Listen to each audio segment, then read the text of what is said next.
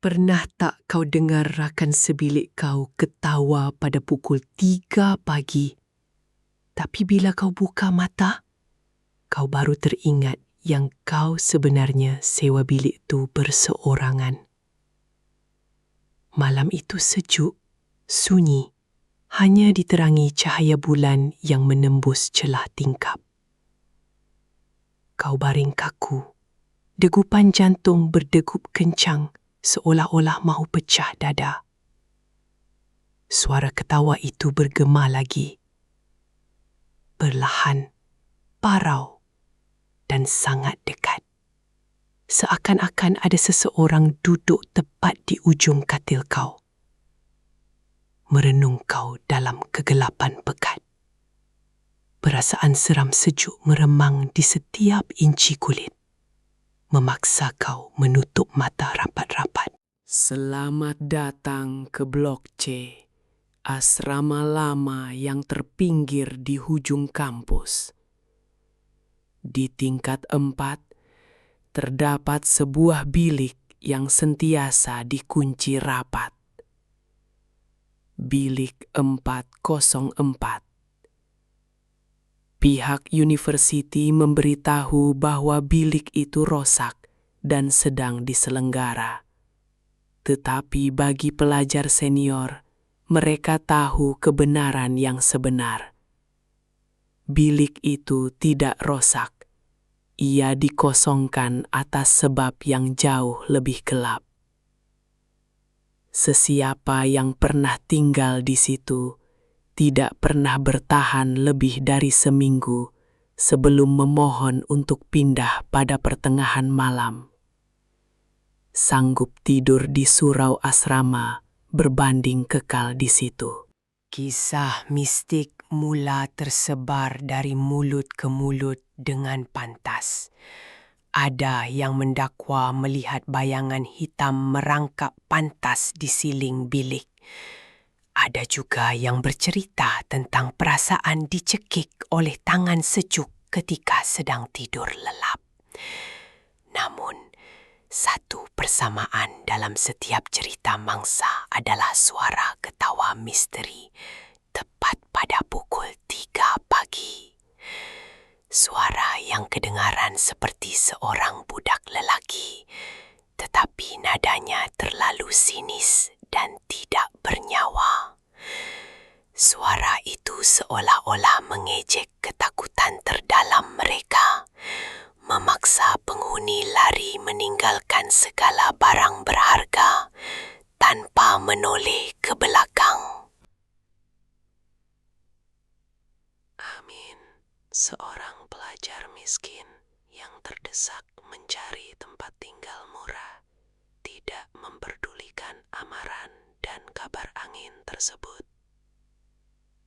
Dia memaksa pihak pengurusan asrama memberikannya bilik 404 dengan alasan dia tidak percaya pada hantu. Baginya, itu hanyalah taktik kotor pelajar senior untuk membolot bilik yang lebih besar. Apabila dia melangkah masuk buat pertama kali, udara di dalam bilik itu terasa luar biasa sejuk dan berbau hapak, seperti sebuah kawasan tanah berkuburan purba yang tidak pernah disentuh cahaya matahari selama berdekad-dekad lamanya. Malam pertama berjalan seperti biasa, sehinggalah jam berdetak pantas ke angka 3 pagi.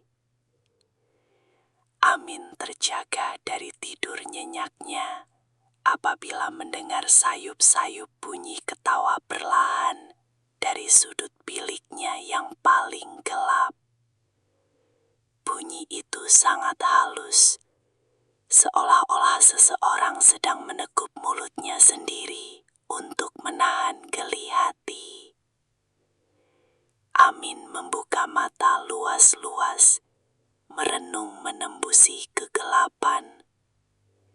Jantungnya berdegup luar biasa laju. Dia coba meyakinkan dirinya bahwa itu hanyalah bunyi angin menderu atau mungkin gurauan pelajar dari bilik sebelah.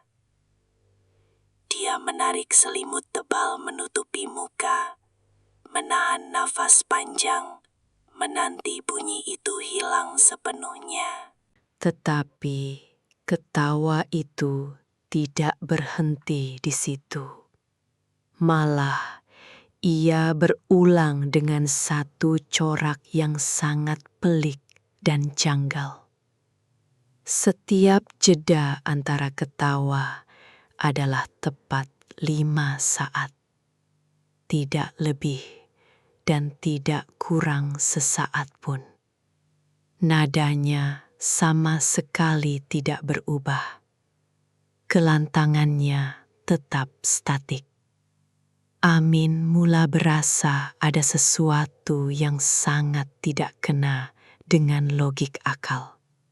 Ini bukan ketawa makhluk hidup yang normal. Ia terlalu mekanikal, terlalu sempurna aturannya. Walaupun kedua-dua lututnya menggeletar ketakutan, rasa ingin tahu mula meracuni pikirannya. Ia perlahan-lahan bangun dari katil tua itu, coba mencari punca arah bunyi tersebut di lantai. Pada malam kedua, Amin sengaja berjaga memerhatikan jam sehingga tepat pukul 3 pagi. Dia mahu membuktikan kepada dirinya sendiri bahwa semua ini ada penjelasan saintifik. Tepat jam 3, bunyi ketawa berirama itu bermula lagi. Kali ini, Amin tidak bersembunyi. Dia menyalakan lampu suluh telepon bimbitnya dan menyuluh pantas ke merata arah. Bunyi ganjil itu nampaknya bergema dari bawah lantai kayu reput, tepat di bawah katilnya. Papan lantai itu kelihatan sedikit longgar berbanding yang lain. Sambil menelan air liur yang terasa pahit, dia melutut perlahan dan mencungkil papan kayu tersebut dengan sebatang pembaris besi. Apa yang ditemui Amin di bawah lantai berdebu itu terus mengubah segala persepsinya tentang bilik berhantu 404. Tiada hantu, tiada roh jahat yang sedang mencangkung ketawa menyeringai. Sebaliknya, terdapat sebuah kotak logam hitam kecil yang padat berselirat dengan wayar elektronik dan dihubungkan pada bekalan kuasa rahasia University.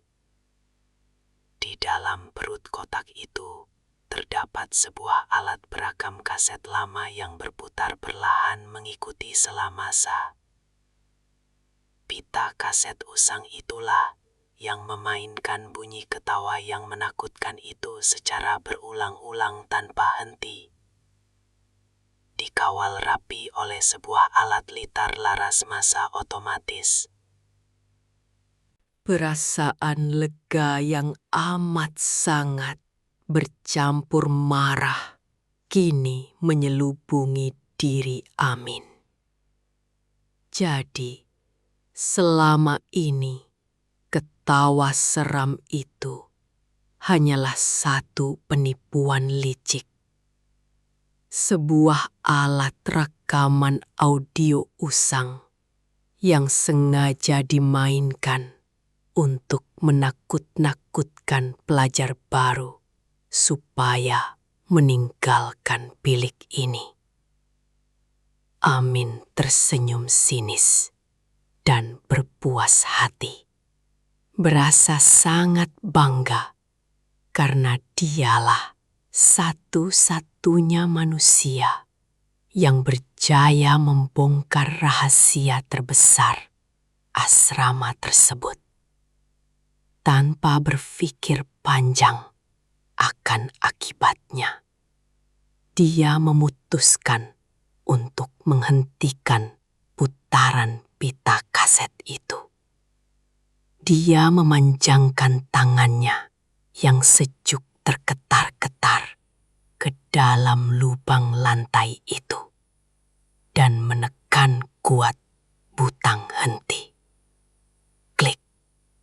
Kaset itu berhenti berputar serta-merta.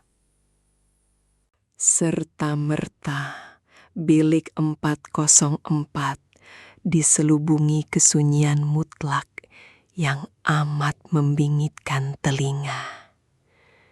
Tiada lagi gema bunyi ketawa mekanikal yang meremangkan bulu roma. Namun, kesunyian itu langsung tidak membawa sebarang ketenangan kepada jiwa Amin. Sebaliknya, udara di dalam bilik itu mendadak menjadi sangat padat, tebal, dan menekan dada. Suhu bilik menjunam turun ke paras beku secara drastik dalam segelip mata sahaja. Nafas Amin mulai kelihatan beruap putih di udara sejuk. Mentol lampu bilik di siling mulai berkelip-kelip liar, mengeluarkan bunyi berdesing tajam, sebelum pecah berkecai serentak, meninggalkan bilik itu terkurung dalam kegelapan yang paling mengerikan. Dalam kegelapan malam yang pekat seperti dakwat itu, Amin mula menyedari kesilapan terbesarnya yang mengundang maut. Dia mula terdengar bunyi sesuatu yang jauh lebih seram daripada mana-mana rakaman kaset di dunia. Bunyi cakaran kuku panjang tajam pada permukaan dinding konkrit keras. Skrit, skrit. Bunyi rakus itu bergerak pantas dari setiap penjuru sudut bilik, mengepung posisi Amin. Bau bangkai daging rebut yang sangat busuk tiba-tiba menusuk kuat ke dalam rongga hidungnya, sehingga dia kembung tegak dan hampir muntah. Pada saat genting itulah Amin akhirnya faham. Peter rakaman suara itu bukan diletakkan untuk menakutkan pelajar. Ia diletakkan semata-mata untuk mengawal sesuatu yang jauh lebih jahat. Satu entiti purba yang terlalu hitam dan telah terperangkap kemas di dalam bilik itu sejak berpuluh-puluh tahun yang lalu, akhirnya berjaya membebaskan diri. Suara ketawa budak lelaki dari kaset itu rupanya adalah sejenis mantara pelindung rahasia. Bunyi frekuensi gelombang khusus yang mengganggu minda entiti tersebut dan memaksanya tidur mematung. Dengan kelalaian menghentikan rakaman itu, Amin dengan bodohnya telah memutuskan rantai gaib yang mengikat makhluk terkutuk tersebut.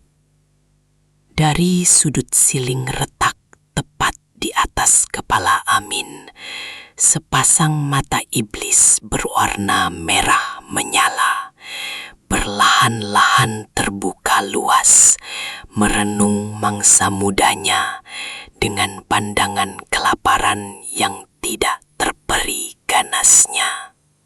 Diserang panik melampau dan terdesak mahu hidup, Amin menjatuhkan seluruh tubuhnya ke atas lantai kayu keras, meraba-raba gelabah dalam gelap buta, semata-mata mencari lubang kaset tadi. Jari jemarinya terkoyak berdarah terkena serpihan kayu tajam dan paku karat bersepah. Namun dia sama sekali tidak memperdulikan kesakitan pedih itu. Tolong tolong hidupkan kembali kaset ini, jerit akal warasnya dalam kebisuan.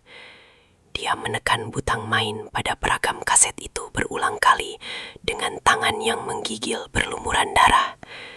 Makhluk hitam di atasnya mulai merangkak turun merapati lantai, mengeluarkan bunyi dengusan garau yang menggegarkan setiap batang tulang rusuk Amin. Kematian kini terasa hanya berjarak seinci darinya. Klik tajam bergema memecah sunyi. Pita kaset itu akhirnya berdengung hidup kembali. Dan suara ketawa mekanikal itu terus bergema memantul ke dinding. Serta-merta, makhluk raksasa yang sudah bersedia hampir merobek leher Amin terhenti kaku di pertengahan udara. Ia menjerit kesakitan yang amat dahsyat, memancarkan bunyi nyaring ajam yang hampir memecahkan gegendang telinga Amin, sebelum entiti tersebut disedut paksa kembali terperangkap ke dalam bayang-bayang pekat di sudut siling. Suhu bilik kembali menjadi sejuk malam yang biasa. Bau busuk tengik hilang sepenuhnya, ditiup angin sepoi dari luar tingkap. Amin terbaring amat lesu di atas lantai kayu kotor, menangis teresak-esak ketakutan sambil memeluk erat tubuhnya yang menggigil parah. Dia sedikit pun tidak berani bergerak, walaupun hanya seinci, menanti pagi. Keesokan harinya, Amin ditemui terkurung bersendirian di dalam bilik 404. Dalam keadaan mental yang trauma teruk meracau ketakutan. Dia terus mengemas segala barangnya secara tergesa-gesa dan berikrar tidak akan pernah kembali lagi memijak bumi university itu. Pihak pentadbiran university bertindak senyap dengan segera menyegel bilik itu buat selama-lamanya, menggunakan lapisan pintu besi tebal, berserta mangga rantai besar yang tidak boleh sesekali dibuka. Sehingga ke hari ini, jika Anda berani berjalan berseorangan melepasi bilik 404 pada tepat pukul 3 pagi, Anda pasti masih boleh mendengar jelas bunyi ketawa aneh itu bergetar dari dalam. Bunyi rakaman audio misteri berulang yang setia menyelamatkan nyawa penghuni asrama daripada raksasa purba yang sabar menanti masa di dalam kegelapan pekat.